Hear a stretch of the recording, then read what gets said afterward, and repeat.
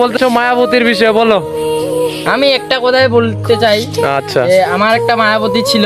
সে মায়াবতীটা আমাকে অনেক আশা দেখাইছিল যে আমার সাথে নাকি সংসার করবে, আমার সাথে ঘর করবে। আচ্ছা আচ্ছা। সে এখন একদিন তার বাসায় যে গেছিলাম, যায় সবার সাথে কথাবার্তা বলে আমি নাকি আমার মায়াবতীকে তার ফ্যামিলি থেকে বলছে আমি নাকি তার মায়াবতীকে মারবো, হেই সে আরো হাবি যাবি বলে তাকে আর কি আমার তার যে মনে আমার জায়গা ছিল সব জায়গা কেড়ে নিছে। হ্যাঁ, সব জায়গা থেকে আমাকে এখন বিচ্ছিন্ন করা হয়েছে। বিচ্ছিন্ন করতেছে।